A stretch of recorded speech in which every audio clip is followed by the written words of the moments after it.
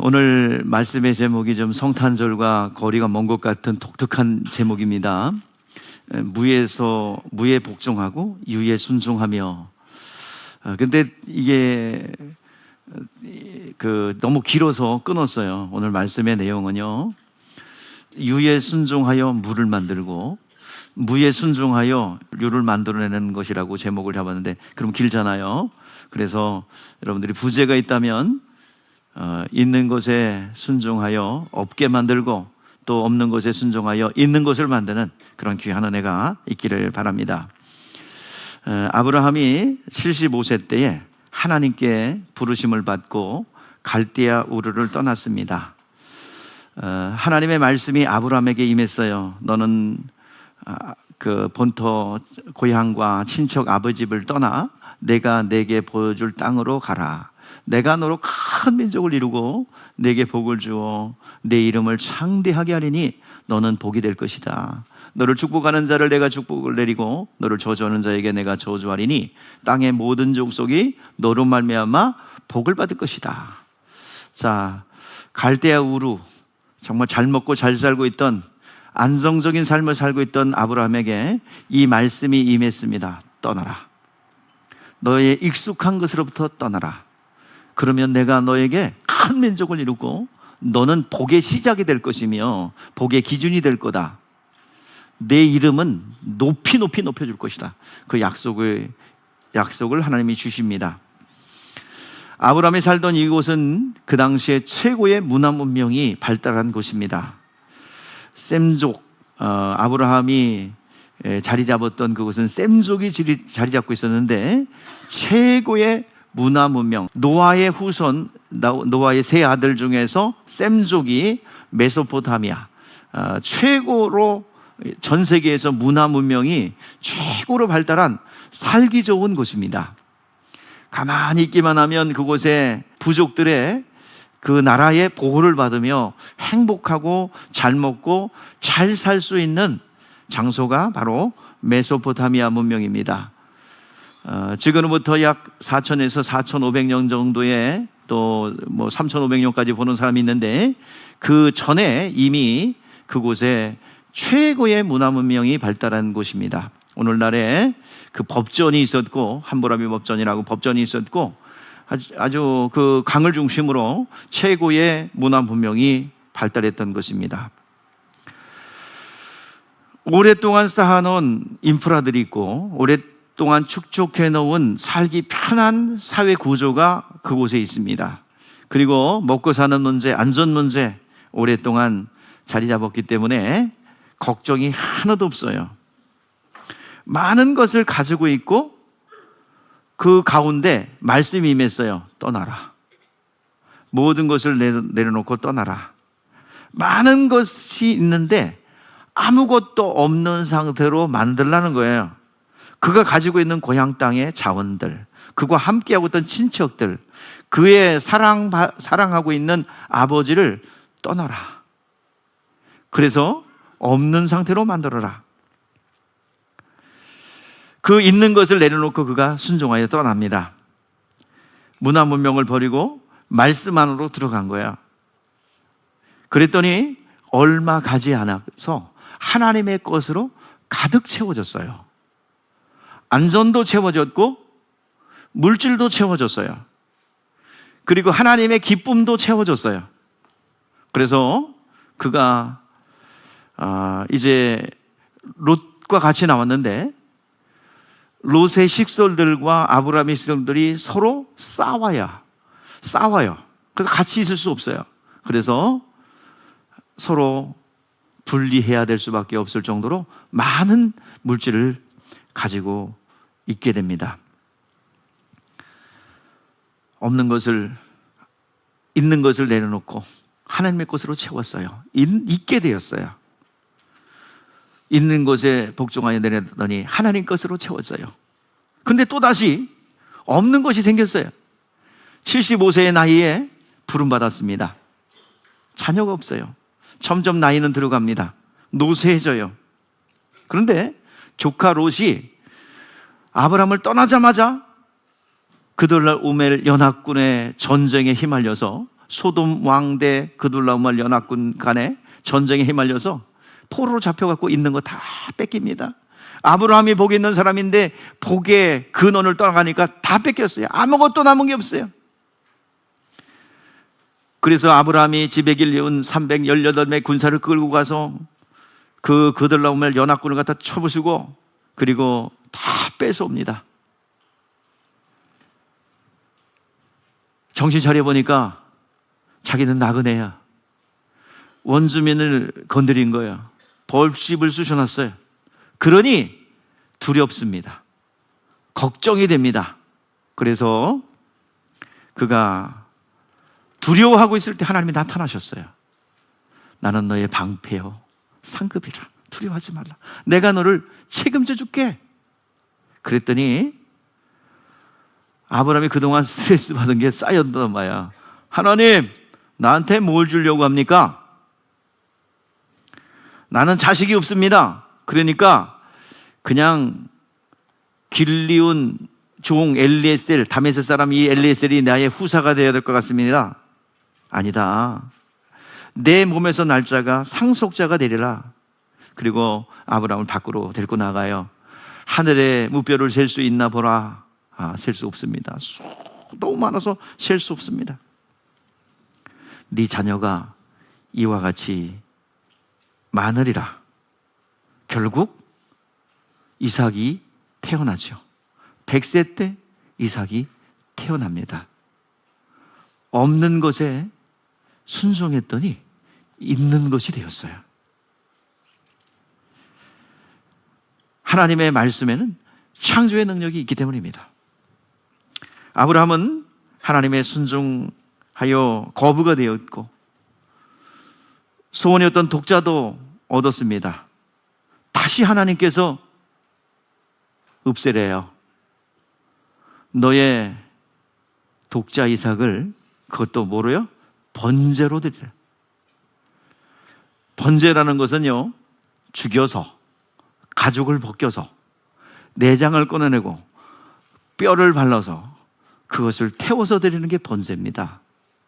하나님께서 이방신의 그 인신제사를 금지하고 있는 하나님이 그렇게 명령하셨어요. 근데 확실하게 하나님의 말씀이라는 거예요. 거기에 대해서 아브라함은 고민하지 않습니다. 할까요 말까요 걱정 근심하지 않아요. 그냥 아침에 일찍 일어나서 나무와 또 불을 가지고 갑니다. 아버지, 나무와 불은 있는데 재물은 어디 있습니까? 너다 그러지 않았어요. 하나님께서 친히 준비하실 것이다.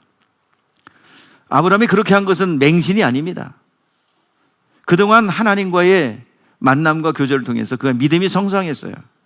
그래서 사도 바울은 로마서 4장 17절에서 그의 믿음을 이렇게 평가하고 그리고 우리에게 그렇게 배우라고 가르쳐주고 있습니다. 우리 같이 읽어볼까요? 아브라함이 가졌던 믿음을 우리 한번 같이 보시겠습니다. 시작. 기록된 바 내가 너를 많은 민족의 조상으로 세웠다 하신 것 같으니 그가 믿은 바 하나님은 죽은 자를 살리시며 없는 것을 있는 것으로 부르시는 이시니라. 없는 것을 있게 만드시는 분이고 또 뭐야? 죽였다면 다시 살려내실 분이다 라는 사실을 누가 믿었어요? 아브라함이 믿었기에 그 믿음을 그대로 사도 바울도 받겠다 하는 것입니다. 또 비슷한 말씀이 히브리서에도 기록되어 있습니다. 히브리서 11장은 여러분들 잘 알다시피 믿음장이죠. 믿음의 선진들의 이야기가 쭉 나열되어 있습니다. 자, 우리 같이 읽어볼까요? 좀 길지만 우리 아브라함이 어떤 믿음을 가졌는지 한번 보시다. 맹신했는지 진짜 믿음을 가졌는지 같이 한번 읽어보겠습니다. 시작. 아브라함은 시험 받을 때에 믿음으로 이삭을 드렸으니 그는 약속을 받은 자로 돼 그 외아들을 드렸느니라. 그에게는 이미 말씀하시기를 내 자손이라 칭할 자를 이삭으로 말미암으리라 하셨으니 그가 하나님이 능히 이삭을 죽은 자 가운데서 다시 살리실 줄을 생각한지라. 비유컨대 그는 죽은 자를 가운데서 도로 받은 것이니라. 죽였다면 다시 살려낼 것이라는 뭐가 있었어요? 믿음입니다. 여러분 절대로 맹신하지 마세요. 사도행전에 보면 베레아 사람들은 어땠대요? 말씀을 그러한가 탐구했답니다. 항상 말씀을 믿음으로 받고 그렇게 성경 말씀을 통해서 말씀이 그러한가 상고하여 확인했다고 합니다. 오늘 하나님께서는 절대로 맹신을 요구하지 않아요. 믿음의 행동을 하기를 원하시는 것입니다. 오늘 이 시간 그래서 하나님께서 그 믿음을 없는 것으로 만들었을 때 하나님께서 합격 통지서를 냈어요. 이제야 네가 나를 사랑하는 줄 알겠노라. 그러면서 아브라함은 그때부터 형통합니다. 자녀들도 성통합니다. 하나님께서 있는 것을 없게 해라. 예, 없게 했어요. 순종해서 없게 했어요. 그랬더니 하나님께서는 없는 가운데 있는 것을 만들어냈습니다. 오늘 이 시간 아브라함이 우리에게 가르쳐 준 거예요. 하나님 앞에 무자함을 복종시켜서 아들이 있게 했습니다.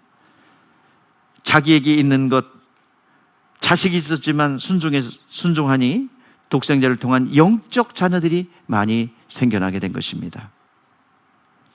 아브라함에게도 있는 것이 있고 우리 모두에게도 있는 것이 있죠. 뭐가 있어요, 여러분들? 여러분 가운데는 자기 이론이 있고 자기 공로가 있고 자기 논리가 있습니다.